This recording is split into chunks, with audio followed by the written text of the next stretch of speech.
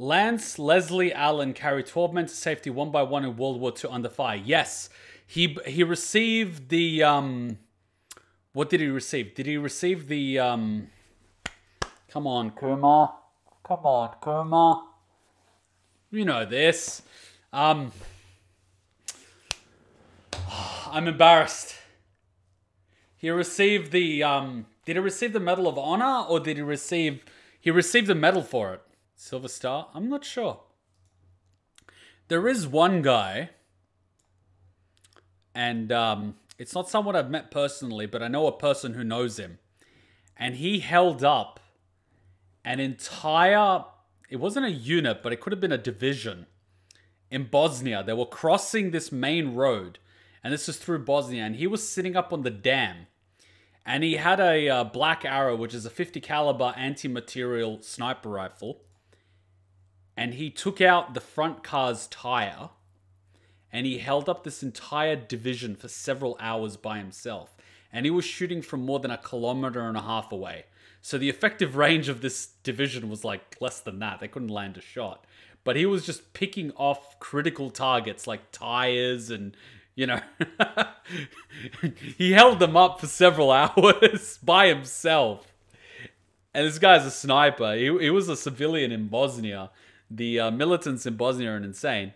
And then I heard this story of this guy here in Sydney, and, you know, in the shooters club and things like that.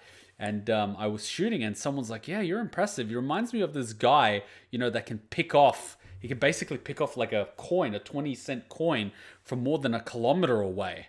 And I'm like, more than 1 kilometer away, which is pretty damn fucking accurate. It's like, yeah, it's this guy. You might know him. He's from Bosnia. I'm like, from Bosnia?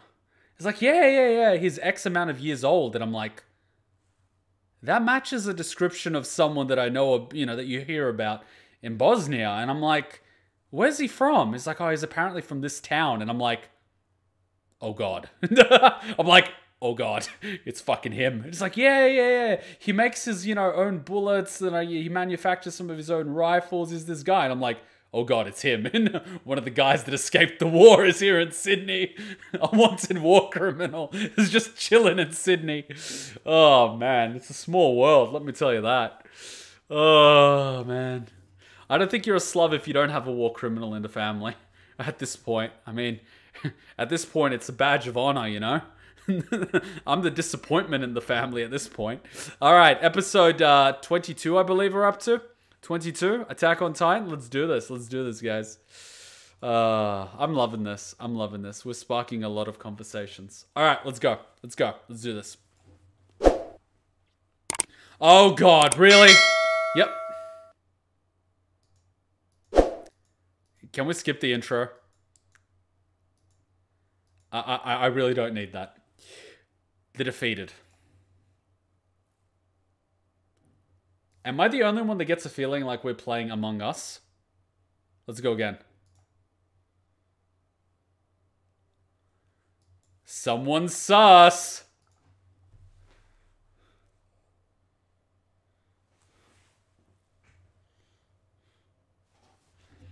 Any life advice you would give when it comes to knowing who to trust and who not to trust? Test people. Test people early and regularly. Find what their angle is. Everyone has an angle. What's their angle? Not what their angle is that they're telling you, but figure out what their angle is. I don't know how accurate this was, but Vlad the Impaler, he might have had OCD. You know, a lot of slubs do, myself included. But he used to have gold and silver coins scattered around his castle. Scattered. On the ground. He also had this chalice, this gold chalice, at the town fountain that anyone could drink from. Completely unguarded. Why? Because he wanted to test the loyalty of his men and villagers. So what's everyone's angle? Because if they'll steal a little bit of gold, Imagine what they'll do for a sack of gold. There was this merchant that went to Romania while Vlad was running the place. And he arrived in town and he wanted to meet the Lord of the land. And he was brought before the Lord, who was Vlad. And he said, yeah, welcome. You know, you can leave your cart in the center of the town. It'll be safe. And the merchant, you know, you don't want to you don't want to disrespect someone known as the Impaler. Let's just put it that way. So, you know, he took him at his word, left his cart, left his horse, went to the inn. Next morning, all his goods were taken. His goods, his money, everything. He let the Impaler know. It's a title. It's a cool title.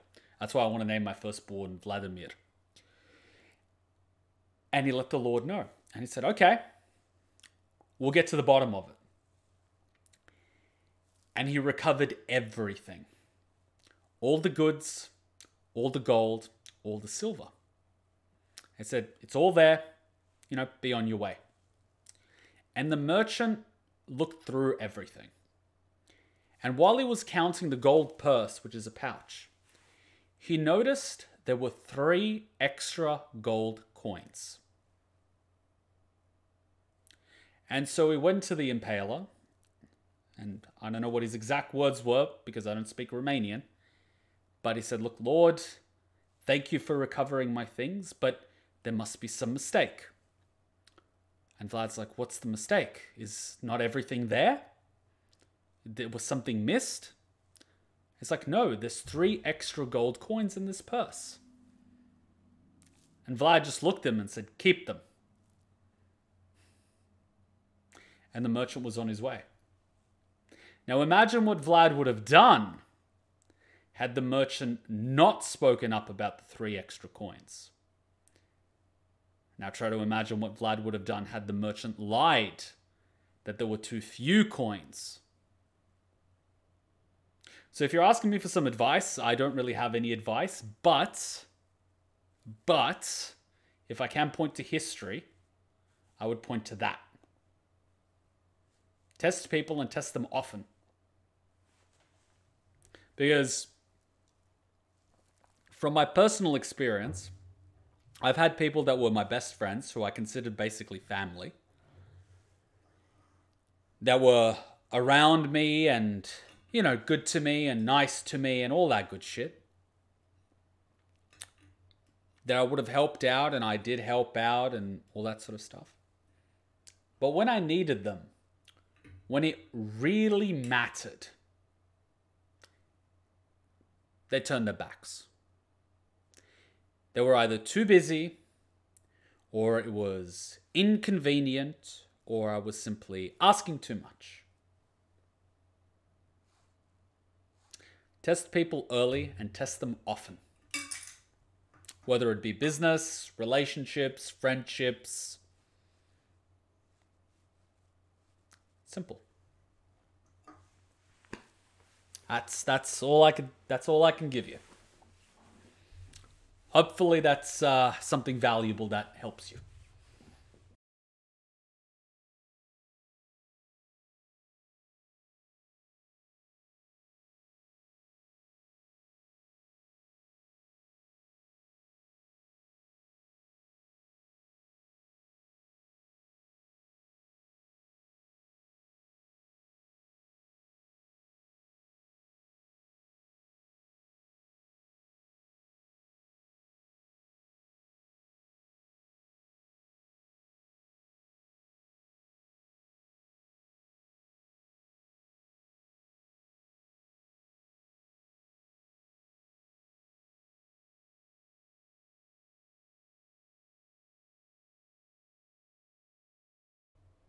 Now imagine he turns into a titan while in the stomach.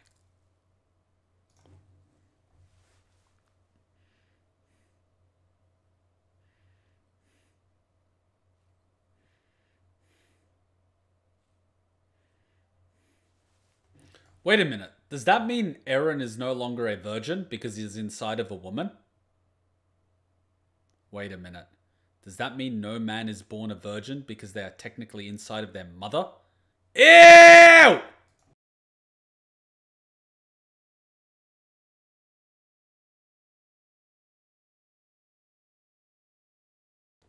Alright, question. Has anyone in Attack on Titan actually died by doing this? He's not looking where he's going.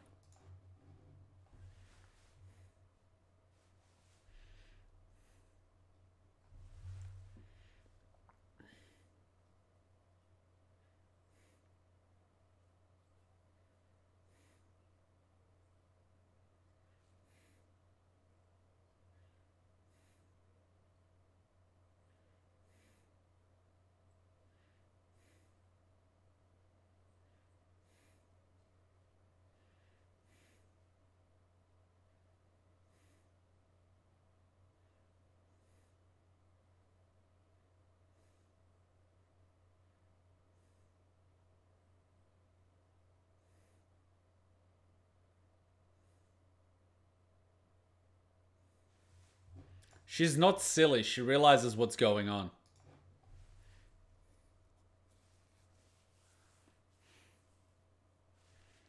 She's using her peripheral vision. So I want you guys to try something. A lot of you probably know this.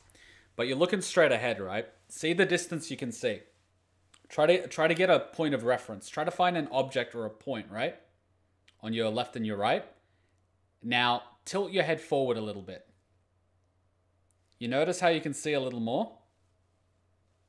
And at the same time, you're sort of lowering your jaw.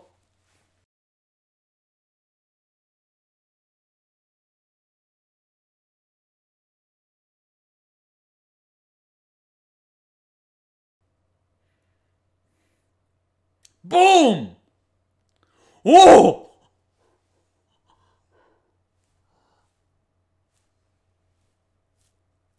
You activated my trap card. You see, she had a plan, but his plan went around her plan, which was the plan. Oh, shit.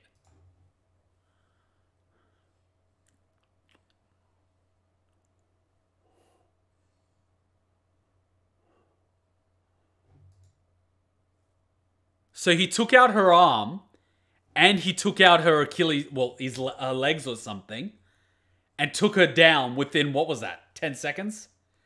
It cost him a set of blades, but fuck! Can I rewatch that, please? I don't think I've taken it all in. So she's distracting the legs. She already knows something's going on. She knows he's coming in. And she's like, ha, I'm gonna get him. And he's just waiting for her.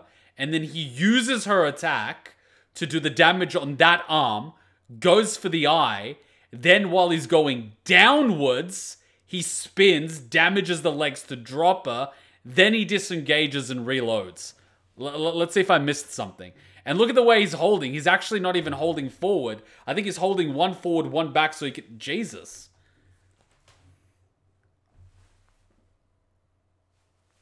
So he's not only using the momentum from his spin, but he's also continuing the spin, which is how he's doing it. Jesus Christ.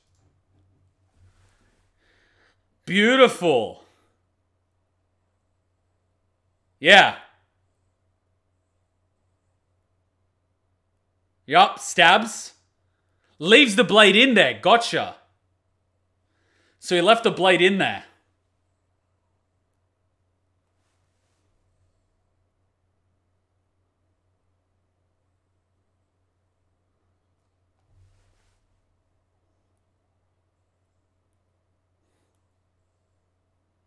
Damn.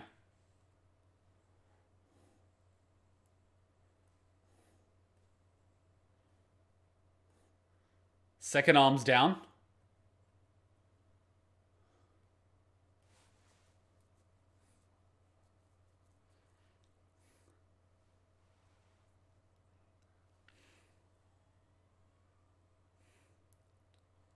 Tunnel visioned.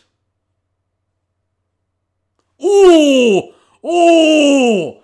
Ooh! Ooh! Ooh! That was not a sprain. That was a crack. Ooh! Oh,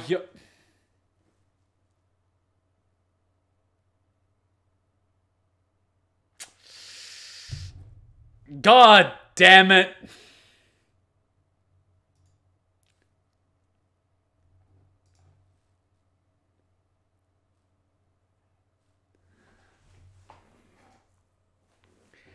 Fucking tunnel vision. He, ooh.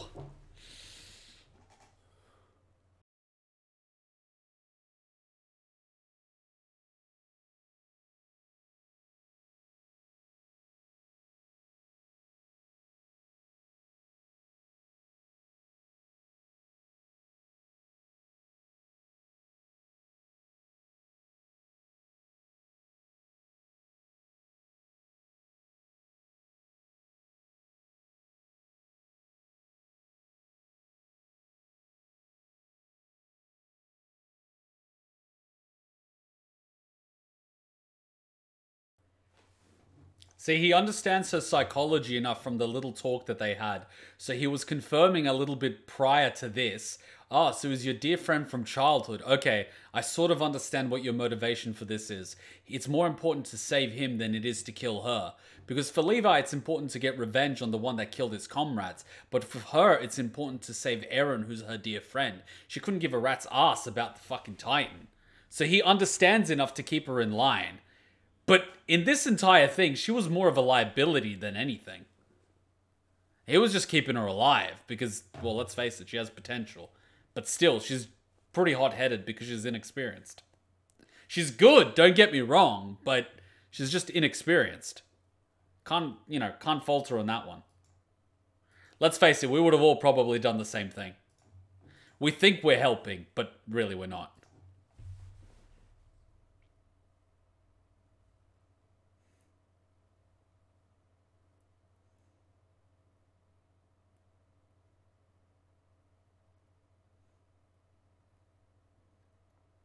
Karen didn't get her discount or her freebie, so she's crying. Wait, did they actually make it back? Yeah, well, fucking lucky she was exhausted then. I was gonna say, what is her energy reserves? Does she replenish her stamina a couple of minutes after sustaining damage? Or is it kind of like humans in which once your stamina is completely depleted, you're kind of out for a few days? What happened? Let's see how many of them actually make it through the gate now. It's probably going to be like, what, a tenth of their original force? Because the entire right flank was wiped out. And if I remember the formation, that's close to a quarter of their forces in one swoop. And then I'm thinking one of the other flanks probably got a bit hit as well. And then a lot of the central mass was also taken out. Yeah, they probably have like a tenth left or like an eighth left. They got fucked hard. Mountain Corpse. So what? At the beginning they had how many carts? And now they have one.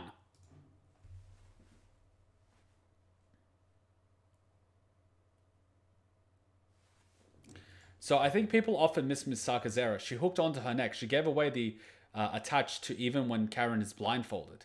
Well, that's the difference between her and Levi. Levi wasn't hooking onto the Titan. He was hooking onto the tree. So the Titan couldn't actually tell where it's coming from. Whereas Misaka was so blindsided by tunnel vision that she didn't even think of that. But that's also inexperience. She's used to dealing with non-intelligent Titans where she could hook onto them and they won't do shit about it. Whereas Levi's got the experience to be able to adapt his fighting style to the opponent. That's the difference. I mean, you could sit here and scold her all you want, but I'd like to see you do better. You know what I mean? We'd all probably be just as blindsided because she's in the midst of combat, adrenaline's pumping, brain's not working, and she's emotional. So forget rationale. Plus, she didn't even engage the intelligent Titan up until this point. So she's fighting it the same way she would any other Titan, which obviously is ineffective.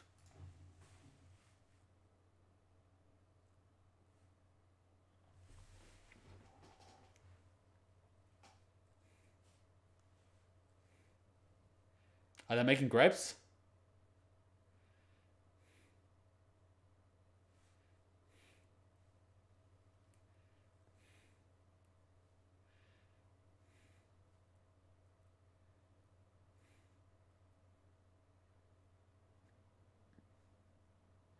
Ah, yes. The hidden tragedy of casualties in war that no one likes to talk about.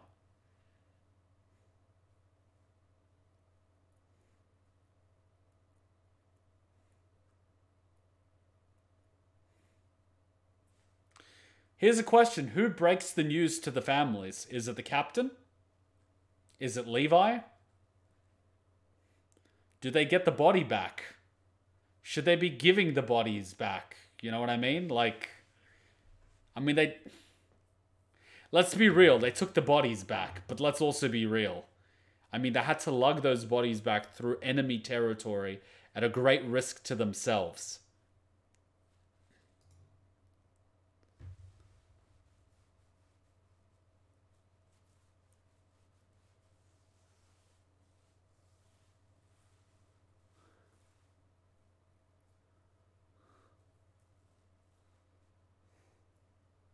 So what are they doing? Recovering the patches for the new recruits?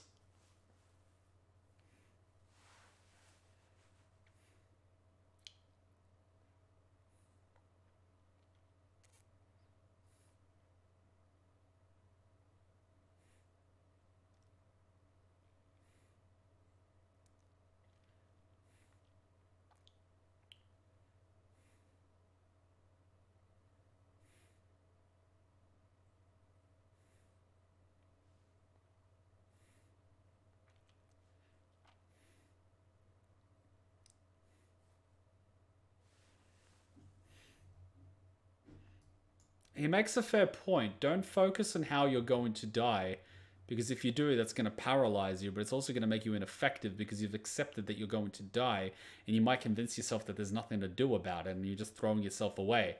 Whereas if you're fighting to survive, even if you might die, you got to give it your all. The kid is a strategist. You got to give him. You got to give him some credit. He's definitely built a bit differently to the other people. And don't get me wrong, everyone has a particular skill set and a particular talent, and that should be identified and developed accordingly. Not everyone can be a strategist, and not everyone can be a good combatant. It depends on the individual. But at the same time, you know, imagine knowing a person so well and the next day you're just lying down like a dead body. What comes to mind is I was and whenever I meet a veteran, I always buy him a drink. I always do. And sometimes you get a good story out of it. But sometimes you get stories that are just unreal, and you realize why the person's drinking. And one particular story that I heard was I forget where it was, but a guy was in the military and he was with his friend. They were close friends in the military. You know, they started out together, they trained together, and they were in combat. And a battle finished. It wasn't even a battle. They were just. I think they were just. It was. I don't think it's called a garrison, but they were just holding their position in a place for more than a week. And you know, after a while, you just sort of. You're not paying attention, and certain things that you shouldn't do, like standing next to an exposed window or anything like that. Anyway, they were just having a laugh. And a moment later, he just felt something on his face.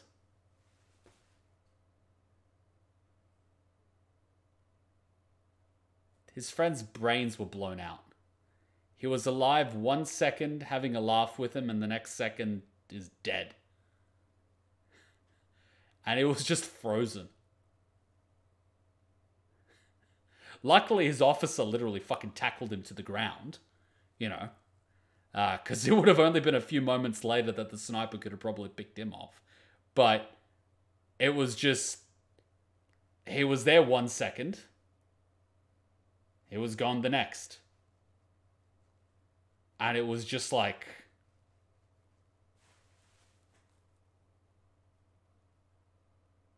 And he couldn't process it. Like, he was completely fucked that entire gunfight. I mean, by gunfight, I mean everyone got down on the fucking ground, started blasting a little bit, and they called in support because they were pinned down by a sniper. But you get my point. And it's like, imagine that, knowing a person so well the next day and lying down like a dead body. Imagine that. Imagine trying to fucking process that.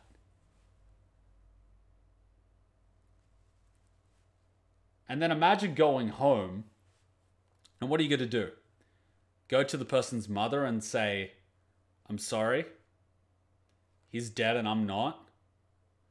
We were there together. We said we were both going to make it out alive, and I'm here and he's not. Like, what the fuck do you do? Imagine even worse if the kid has a wife and a kid. What the fuck do you do?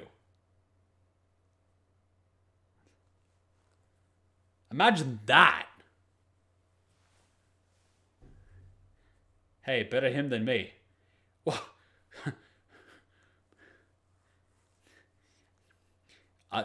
One of the questions that comes up is why him and not me? And the reality is, it's a coin toss. It could have been you. I mean, why wasn't it you? It was a fucking coin toss. I mean, hell, you could have both, been in the open, and the sniper just went with the guy on the left instead of the guy on the right, or the guy on the right instead of the guy on the left, Like, you know what I mean? Like, why anything? It just turned out that way.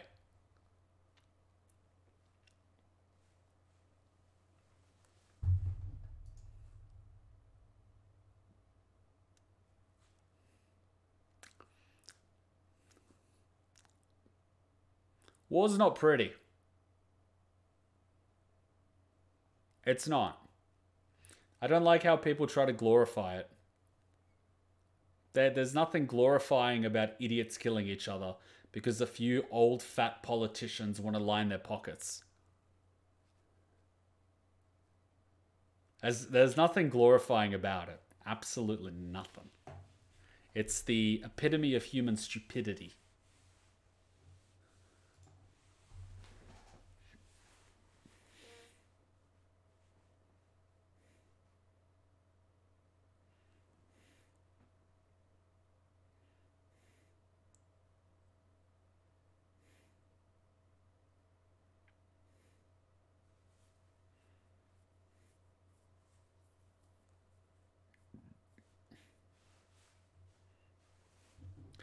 My belief is that a lot of the world's problems would be solved if each nation's leader had to fight the other nation's leader to sort out disputes. I think problems would be solved a lot quicker, a lot easier, and a lot fewer young people would die. And I think a lot of politicians would keep their mouths shut if they were actually held accountable for what they had to say. I think it's very easy to be sitting in a bunker eating food like a fat fuck while young people are sent in to die. Very simple. Oh, China wants Taiwan. Great. PM of Taiwan, get your butt over here. Winnie the Pooh, get over here. Go. First to die or give up losers. Go for it. Make it quick. Oh, China wants to take more territory in Tibet from India. Cool. Who's running India? Get your butt over here. China, get over here. Oh, you got a problem with Russia. Putin, come over here. Problem solved. Problem solved. No young people need to die. Politicians will start. They would actually start working out ways to compromise because they don't want to risk dying. Because they're fueled by self-preservation. So they wouldn't want to fight to the death. No matter how much the odds are in their favor. They will want to work out a compromise. So fucking put them in that position. How do we vote this into being a thing? Isn't it funny? People don't get what they want. They get to pick between A and B, which is decided upon by politicians. So you have freedom to choose between A or B, but the powers that be control options A and B, and you get the illusion of choice. So you either get a douchebag or a turd sandwich. And demos in democracy means the small voting for the whole. So democracy, the very word democracy means the small group making decisions for the big group.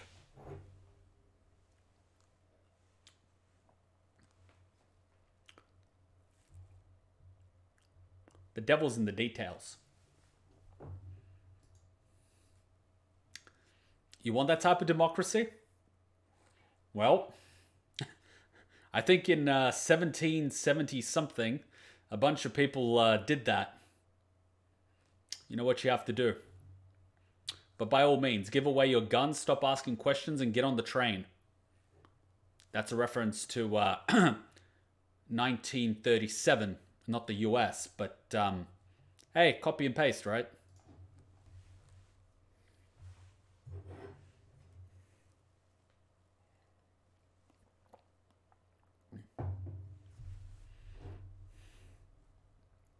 You know what disgusts me? China last week threatened to nuke Japan if they get involved with Taiwan. Why is that not on the news? And why hasn't the US responded by putting an aircraft carrier in Japan? Oh wait, they withdrew the aircraft carrier as soon as Biden got elected. I wonder why. Because Trump put an aircraft carrier in Japan. Because if anyone attacks a US aircraft carrier, it's a declaration of war with the US. Why did Biden send it home? I don't know. Maybe because he gets paid millions of dollars through art donations for meetings with executives from China. I mean, don't get me wrong. Both guys are assholes, but at least one of them's doing something about nuclear threats. The other one's just lining his own pockets. I mean, they were both lining their pockets. Don't get me wrong. Trump made more than $2 billion of revenue through his companies while he was president. But he at least had the balls to stand up to China, whereas the other one's getting paid by China. Literally, do you want photos of Biden with key executives from the Communist Party in China? And how Hunter was literally setting up meetings with Biden while he was under Obama? And how that time when Biden was being investigated in Ukraine, he basically held him hostage with a quid pro quo deal? I mean, what the fuck? China's literally threatening to nuke people and America's doing nothing about it. What the fuck? Why are we not talking about this? China's literally threatening to nuke another country and no one's saying shit. How is this not troubling? They literally parked a ship, a military ship, off the coast of Queensland. No one's saying shit about it. What the fuck? I don't know about you guys, but China's been a little aggressive right now. If China nukes Japan, doesn't that mean the world equals ended? Because once someone fires a nuke, everyone gets nuked. Yeah, but frick, you're assuming that the US is going to fire a nuke back at China. And currently the US is owned by someone that's been working for China for the past 40 years. What makes you think they're going to do anything that doesn't align with China's best interests? The US is currently on rent, is being rented by China. Just look at all the policies. How do you think that family got so rich? Business dealings with the Chinese. Who sold China their nuclear weapon system back 30 years ago? Might have been the US government through, Can't Japan send the nuke back? What nuke? What nuke?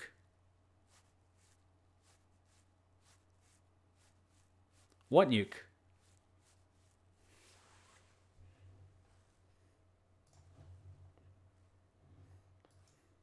Japan.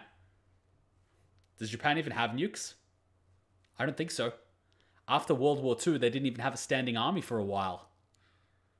Can we just take the nukes off everyone? Really? Last time I checked, Hillary Clinton sold 30% of the US's uranium supply to Russia, which they used to build a Satan II bomb, which is the world's largest nuclear weapon. So you can thank Hillary for that one. And then Bill sold China the weapon system what they currently use for their nukes. So you can thank Bill for that one. And then you can also thank George Bush's father, and I'm talking George Sr. So George Bush is the young one's grandfather was actually supplying Nazi Germany with the jet fuel that they used during World War II. But let's not talk about that.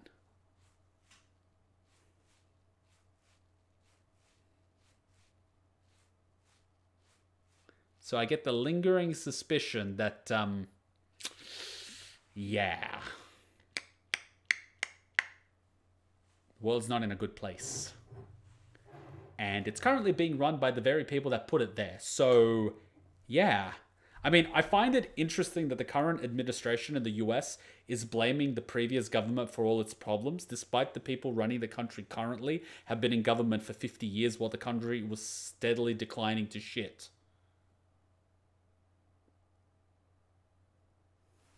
I mean, who was running the country for the last 50, 60 years? I mean, if America's gone to shit, it's been going to shit for a little while. I mean, the education system didn't go to shit in the past 10 years. Neither did the health system, neither did inflation, neither did the economy, neither did the defense.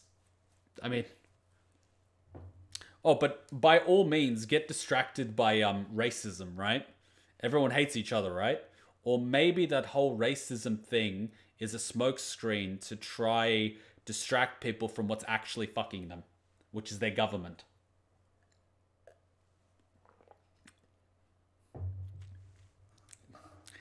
You'd be surprised how people don't actually hate each other. It's just the media wants you to believe that people hate each other. Because, you know, divide and conquer. I mean, yeah, there's a small number of people that hate people, but, like, that's everywhere. Not everyone hates each other. Not every white person hates black people. Not every black person hates Asian people. Not every Asian person hates Indian people. And not every Indian person hates white people. Like, that's not how the world works. But if all you did was watch the media, you would think that every race hates another race. And race crimes are everywhere. Meanwhile, if you actually walk outside, by the way, you can't walk outside anymore because, you know, and you can't peacefully protest anymore because the government won't allow you to protest the government. Because that's how democracy works. But make sure you hand over your guns because the government threatens to nuke its own citizens if they don't.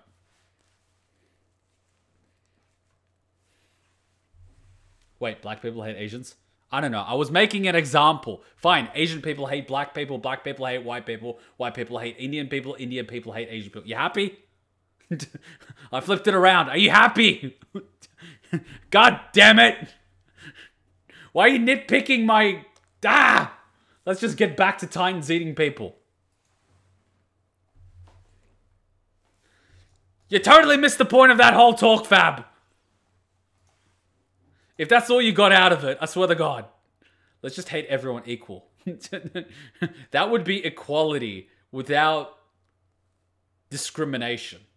Stop discriminating. Hate everybody.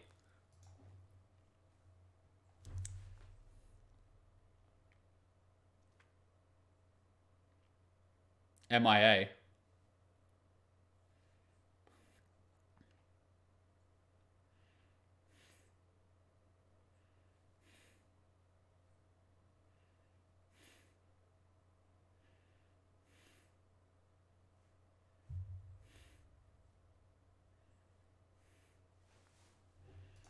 Yeah, but like we said before, if you use all your energy to recover the corpses and your carts are heavy, how on earth are you supposed to get to the capital? You're going to sacrifice the rest of your men trying to wheel back a bunch of corpses. I mean, let's be real here. Graves are not there for the dead, they're there for the living.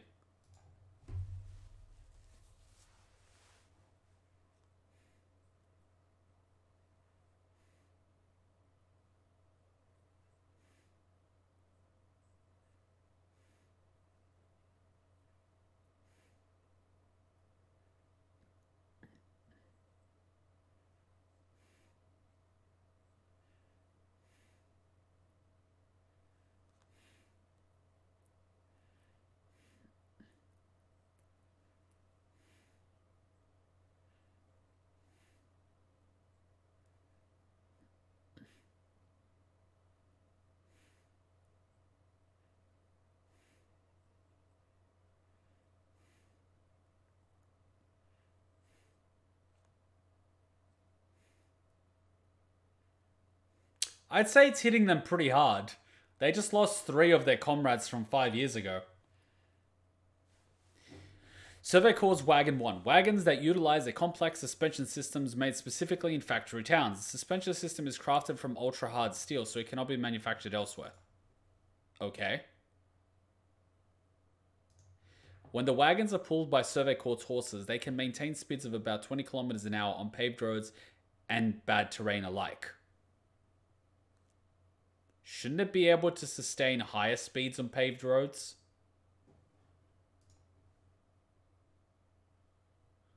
You know what's going to really fuck you up on the topic of China? If you looked in the highly zoomed photos of like Chinese soldiers standings, they have pins here. So if they drop their heads, they literally stab themselves. And the Chinese government is deploying suicide helmets, which means if a soldier deserts, his head gets blown up. And if they remove the helmet, it blows up. They are literally walking claymore mines. Don't you just love countries that put words like republic in their name? Like People's Democratically Elected Public of China, where if you say anything wrong, they'll harvest your organs while you're still alive. So let's not talk about the, death camps in China, or where they're sterilizing women by force in China, next to where they filmed this movie Milan, and how celebrities in the US are literally getting on their knees for China. Let's not talk about that, right? Because China is literally Nazi Germany at this point. And they're threatening to nuke people. But, okay, let's not talk about that, because we love their money. Are you fucking joking? I live in Pakistan, so we're kind of safe from China because they're buddy-buddy with the government. There's a let's face it, they'll turn on you the first chance they get. Cena is literally on his knees dangling Winnie the Pooh's balls. He's a whore. He literally apologized to China for saying Taiwan is a country. He's a whore. Literally, a whore. He will literally do anything for money. I mean, sorry, but I can't respect a person like that. Absolutely no conviction. And his first thing is, I'm so sorry. I'm uneducated white boy that doesn't know any better. Please, watch the movie. I need the money for my steroid injections.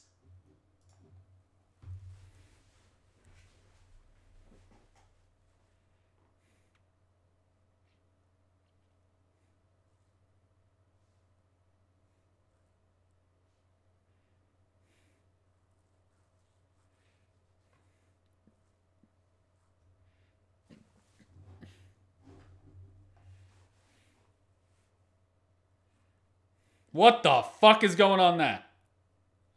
Oh god, they went for the body, didn't they? That's military insurrection.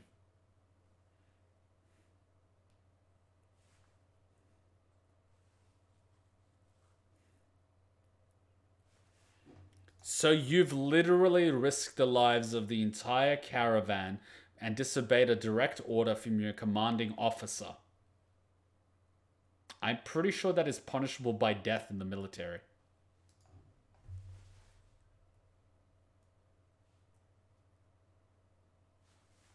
And they don't have any trees to use to maneuver. Here's an interesting thing. The rich keep getting richer. And look at it this way. You've got people like Bezos and Musk and all these other people wanting to go to space, and they pay $0 in taxes. And they spent more than $150 million just to fly up in space for 10 minutes. How many starving children could that have fed? How much medicine could that have provided to families that can't afford it because the medical system is fucked? Because, it's being lobbied and whatnot, but let's not get there. A lot. So yeah, let's not tax any people that are literally milking people at $10, $12 an hour till they collapse. A person literally died in an Amazon distribution center. No one found out for 20 minutes. And afterwards, they told everyone to get back to work. But yeah, let's give this guy tax incentives and let him fly into space and let him not pay any tax whatsoever. Because he's established his company overseas where he doesn't have to pay anything in the US because the profits go overseas. And in the overseas country, he doesn't have to pay anything on profits earned from overseas. Amazon pays zero tax. Google pays zero tax. Even fucking Tesla pays zero tax. So by all means, let's tax the workers working for $10 to $12 an hour and that are collapsing from exhaustion. And let these fuckers fly around space. Because why? The government loves their business.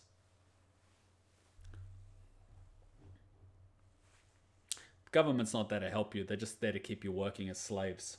Economic slavery is a real thing. They're not your representatives. They're your slave owners. And no, the government does not care about you. They do analytics to find out what the popular public opinion is, and they will say that, win the election, and then they'll do a 180-degree turn. Wasn't there talks about cancelling university debts in the US during the election? What happened to that? Oh, right, they changed their mind.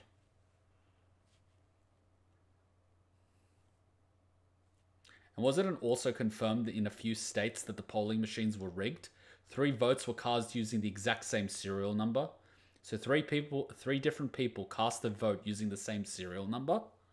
That's odd. And for some reason, they're pushing against double-checking the machines and the votes. I wonder why. Also, back in 2018, they were talking about how easy these machines were to hack. But suddenly in 2020, these machines are unhackable, yet for some reason they don't want to audit them. Sounds sus, doesn't it? Don't get me wrong, Trump did the same thing by buying analytics data from Facebook to research what people were talking about and what topics were popular and what positions on topics were popular. That's how he got so popular. He was buying people's Facebook analytics data, farming it and saying what the most popular opinion at the time was. Then he literally got someone to turn that into a speech. He knew what people were thinking because Zuckerberg was selling him the data. There was a whole thingo about it. Don't forget the dead voting. Oh yeah. I mean, why do you think they want to remove IDs from voting? Because they want to let people vote multiple times a day. It's been proven. So if you think one side or the other is innocent, that is very naive. I'm saying both sides want to fuck you, but they want to fuck you in different ways. I really want people to wake up to that fact. The government is not your friend. They do not have your best interests at heart.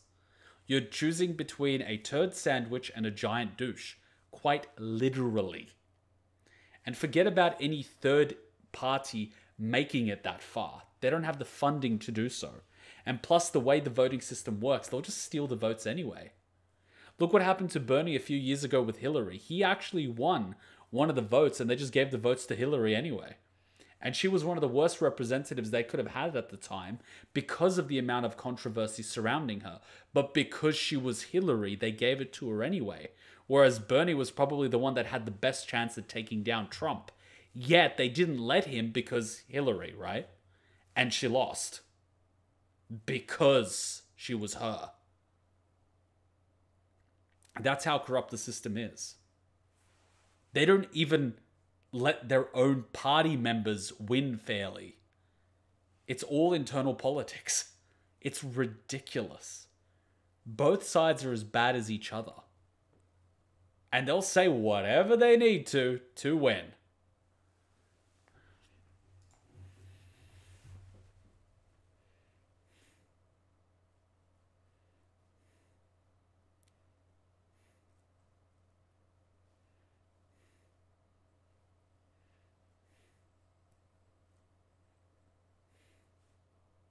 JJ.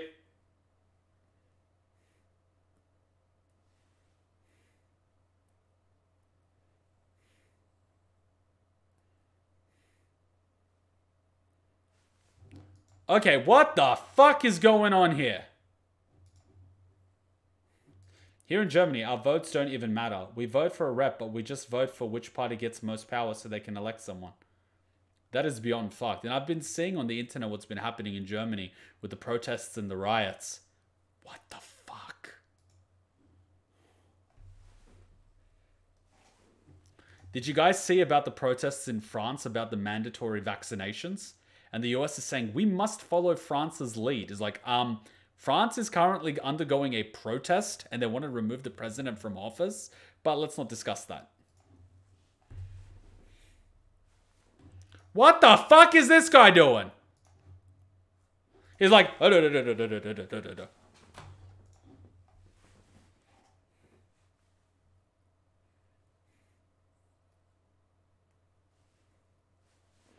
crazy idea. Let's dump the corpses.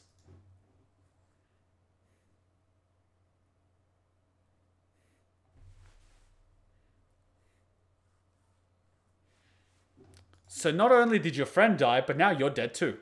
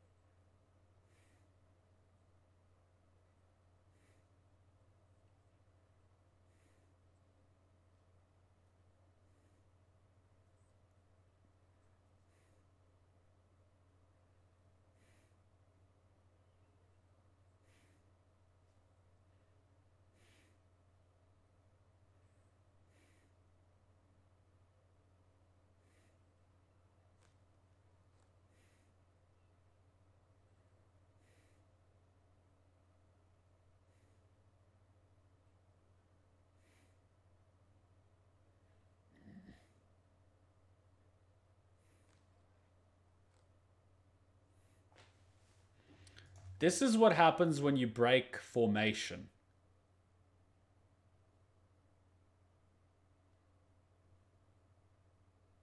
In a nutshell.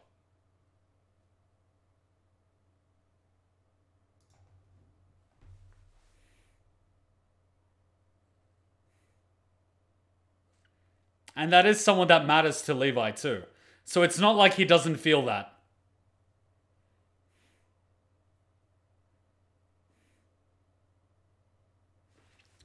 And Levi can't do anything because of his fucking leg. Which is because of Misaka, or whatever the fuck. Like, that is the actual cost.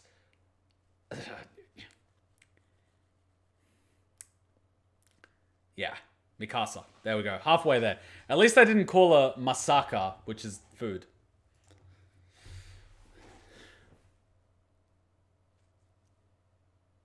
War is hell.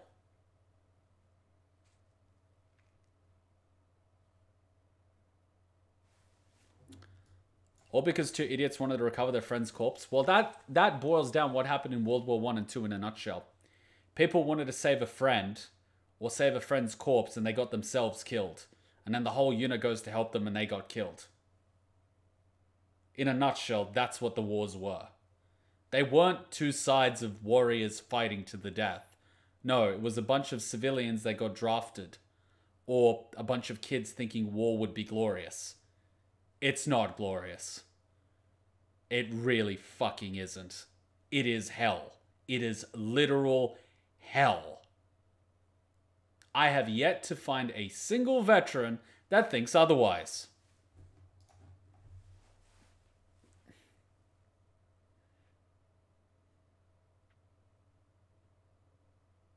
Can you slap him? Slap him.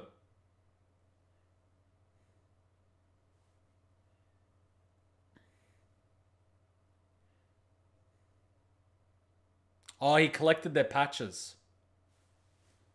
It's the same reason why you have dog tags to identify, you know, bodies after. Yeah, well, you get the point.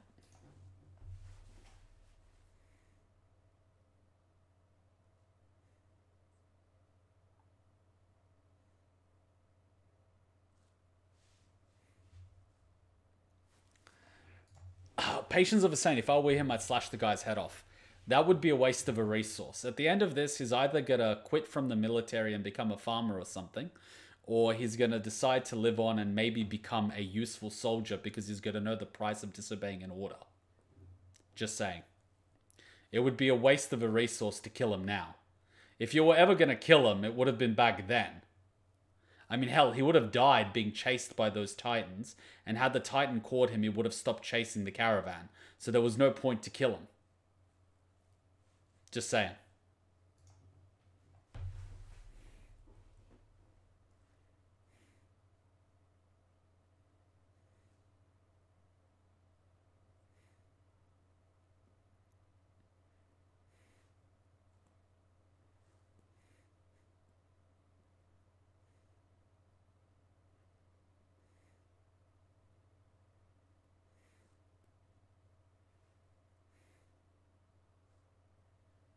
Oh, there's no point punching him. Oh, right. This is a flashback.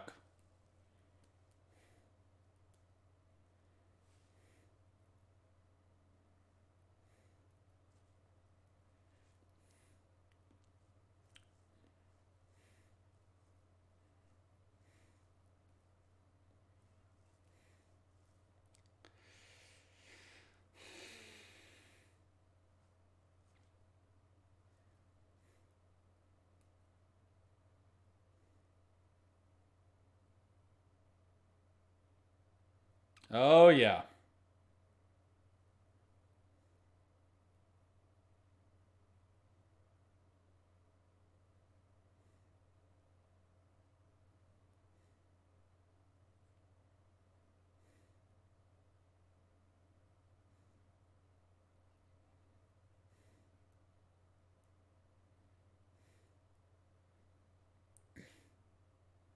Wow, he's always been a hothead.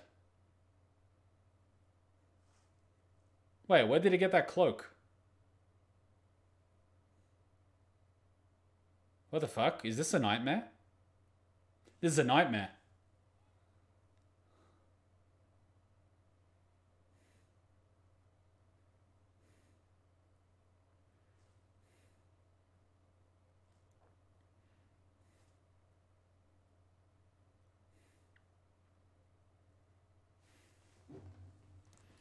What's the difference between the average soldier and a hero? The hero is alive for an extra 5 minutes.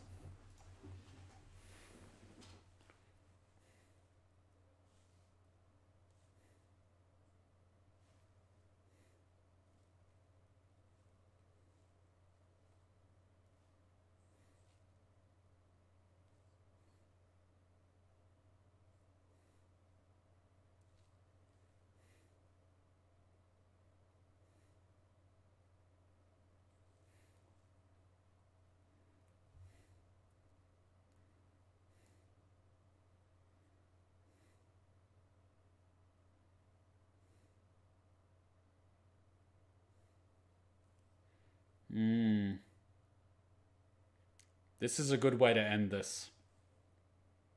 It's the end of the expedition.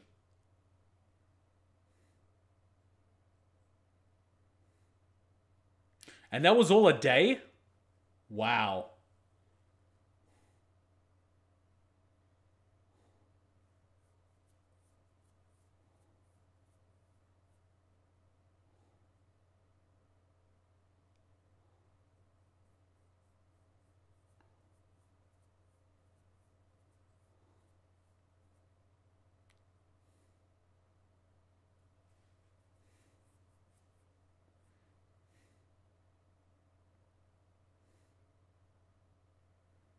Yeah, that's fucked.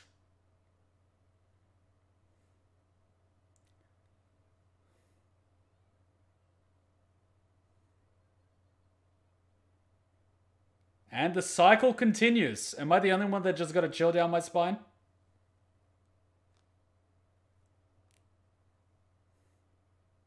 Oh yeah, the original objective was to retake Wall Maria. What did they even do about that? Was that just a smoke screen?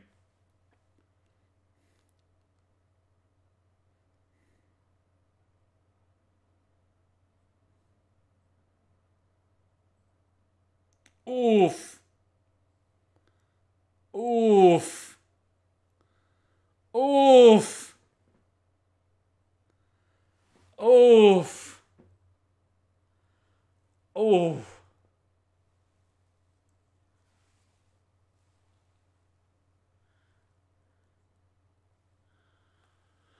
Ugh. Ugh.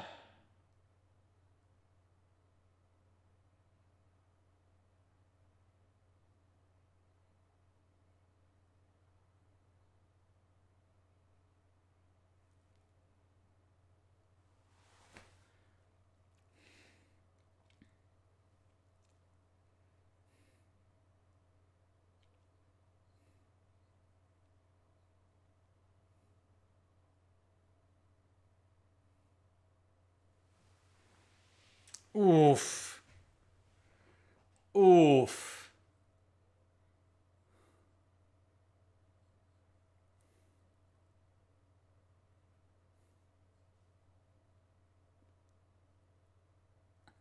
I just love how cold and clinical the politicians are.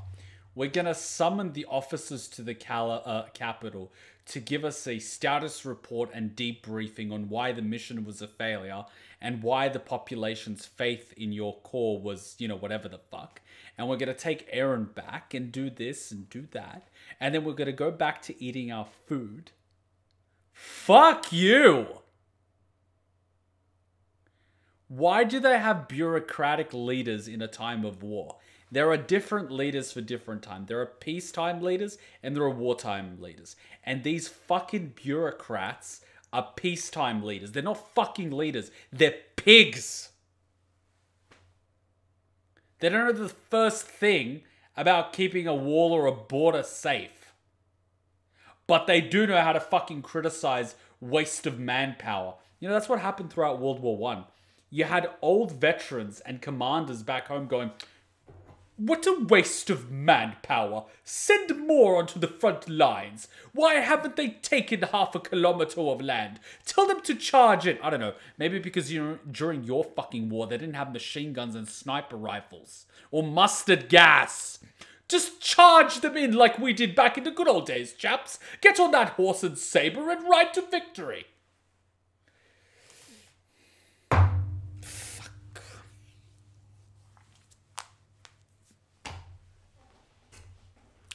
Peacetime makes weak leaders. Weak leaders bring wartime. Wartime brings strong leaders. Strong leaders bring peace. And the loop continues. Yeah. So it does.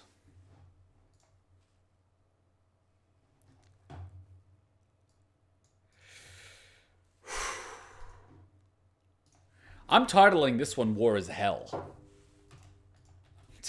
I think that sums it up very well. What do you guys think? I think that's a fair title for this episode. War is Hell. Am I wrong? Fuck. I think that's a good way. That is an amazing way to end this. And then there's 3 episodes. Petra proposed to Levi. Sadly couldn't make it.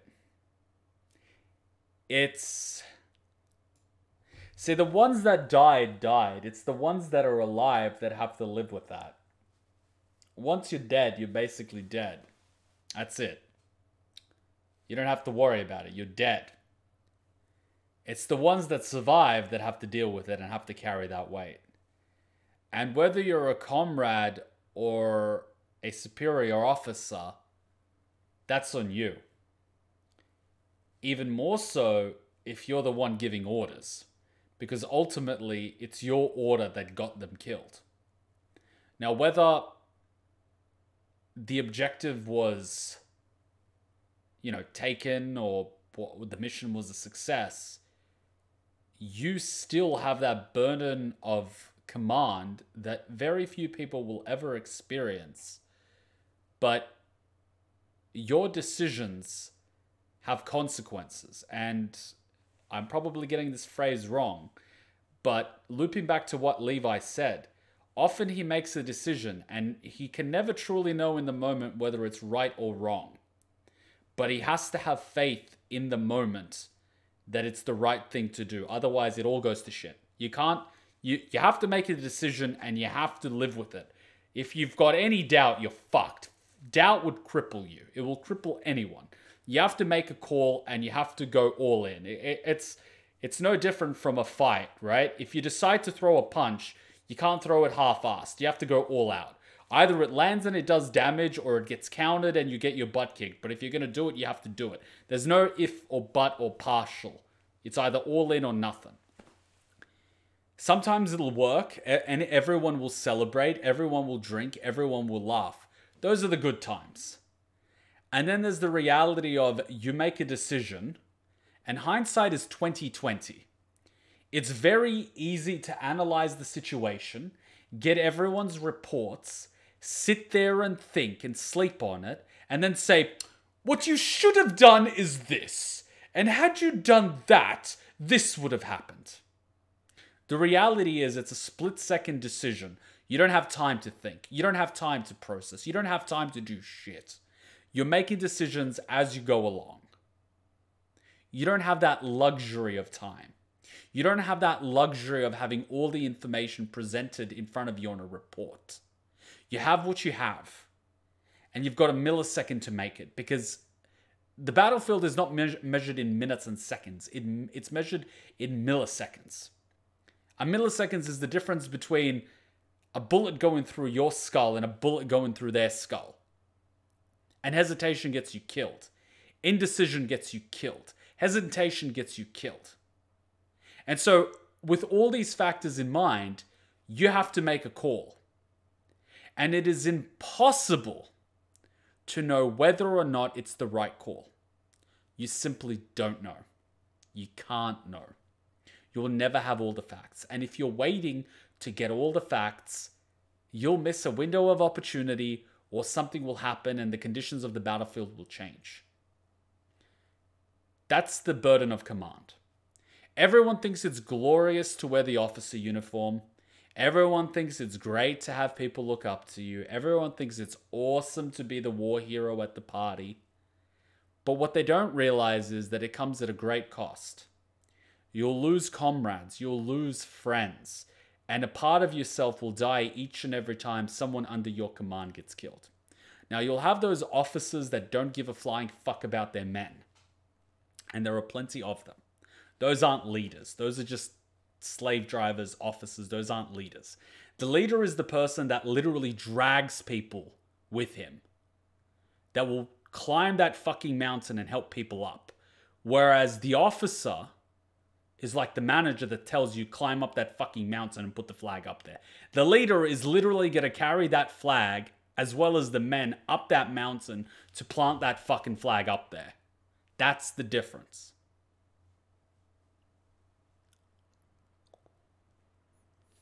War is fucking hell.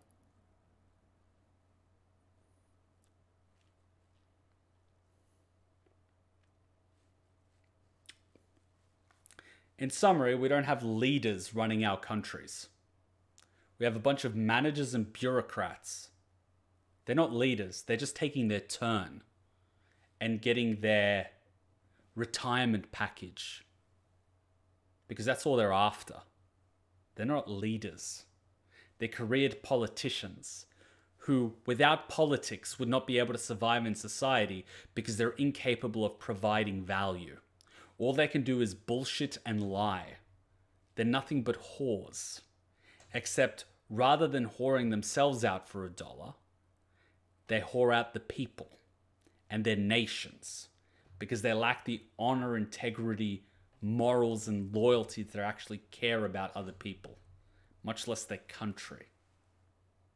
They don't stand for anything.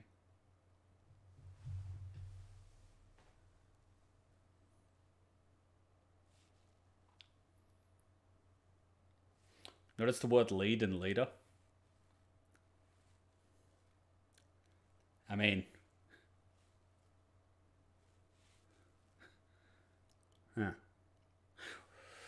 got a little deep there.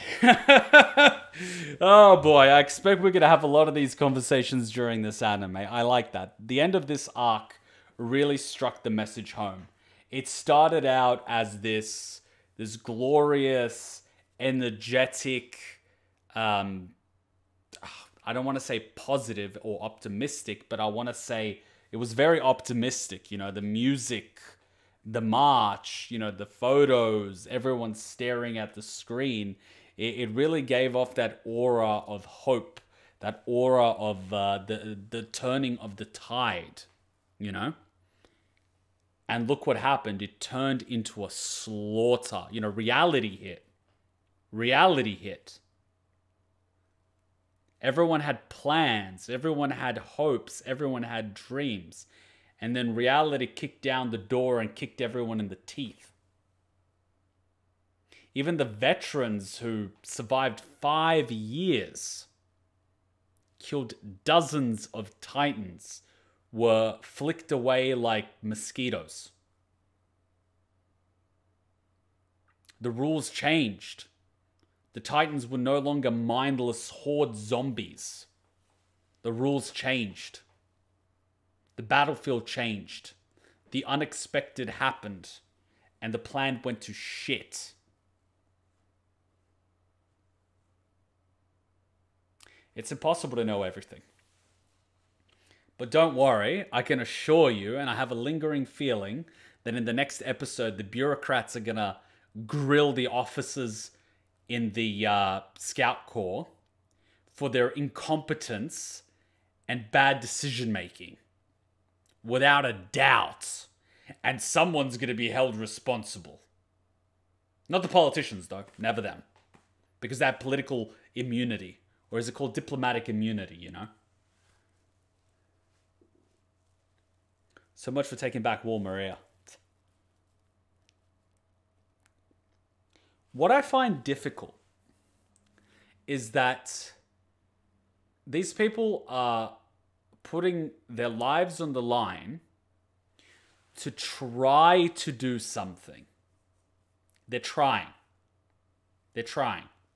Whether it be to take back a wall, to secure a strategic location, or to test out a potential new weapon being Jaeger. And if it's successful, all the people cheer and want to share the spoils of war. But when it's not successful, the people will be the first to point the finger and blame the Scout Corps for wasting tax dollars. But they'll also be the first people to ask, where's the military to keep us safe? But they'll also be the first to complain when it comes to paying for the equipment, paying for the training, paying for the armies are not fucking cheap to sustain. It's not just manufacturing equipment, it's maintaining it. Things have a shelf life.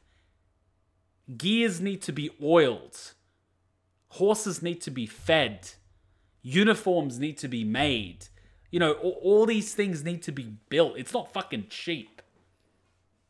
And then if nothing happens for a decade, and you don't maintain your equipment and your supplies and your training and your defenses and your gates and your garrisons, and something does happen, it's gonna flop. So in peacetime, everyone's gonna bloody complain. But when it's fucking wartime, they're gonna start blaming everyone. Why were the defenses not up to scratch? Why didn't we have more missile defense systems? Because during peacetime, no one wants to fucking pay for the technology and the missiles. Everyone's complaining. So, and imagine being in these units, sacrificing your life.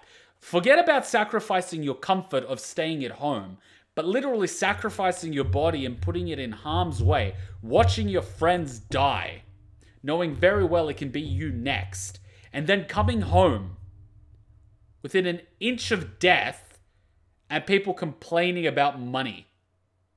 Fuck you! I'd have a hard time.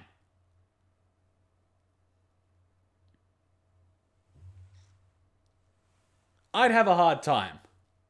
Or what, you want me to go back out there again? So you fucks can complain about paying for the equipment that we literally use to defend your lives when the Titans break down the door, which is why we're keeping the battle out there instead of at our gates. Fuck you. You fucking go out there, you fat fucks. Oh wait, you can't? Then shut the fuck up. It gets me. It gets me. It gets me.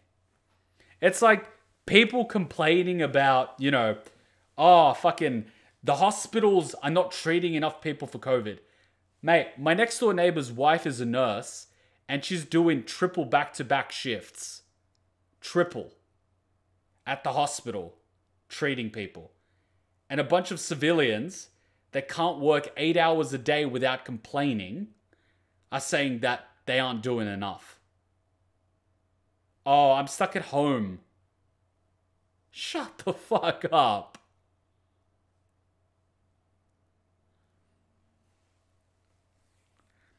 Especially the people in corporate jobs where they can work from home. Oh, you're bored from staying at home on the weekends. That is the literal definition of a first world problem. If you have a job, a roof above your head, and a full stomach, you are better off than 90% of the world. You have nothing to complain about. Absolutely nothing. Oh, what? Your bed's not the comfiest new bed? Your screen's not the newest 3D with the neon light in the background? And your stereo system's not the new whatever the fuck? Oh, boo fucking who. There's people going to bed hungry without a bed sheet, shivering in the cold because they don't even have a window. And watch as the politicians blame Aaron for his failure. Man, the skill of politicians is their ability to divert blame onto others. That's why they got to where they are, and they're there for as long as they are. Because whenever something goes wrong, it's not their fault. It's someone else's fault. And it's always easiest to find a scapegoat. Whether it's, I don't know, fucking whatever the fuck. It could be a minority, it could be a religion, it could be the economy, it could be the whatever. It's always a scapegoat. And it's always easy to unify people with a scapegoat. As long as people all agree that it's someone else's fault, we can hate them together. So yeah, overall, good anime because it brings these political and social as well as human issues front and center. And it doesn't sugarcoat it. People get bitten and chewed up in half and blood's going everywhere and people's friends get killed in front of them and they don't mysteriously save the day by disobeying an order and doing something heroic. No, they fucking die and a bunch of other people die too because of stupid decisions. So yeah, very real, very raw, very good. I like it. All right, let's take a quick break and jump into Overlord. This is some good shit. Hey, did I hand you a shrinking potion by accident? I could have sworn that was the gender swapping one. Don't be hating. She's fun sized, that's all. She doesn't even have to get on her knees to blow. You want to add anything to that conversation? Nope, I'm good. In fact, I think your new size makes you an even more formidable and stealthy ninja.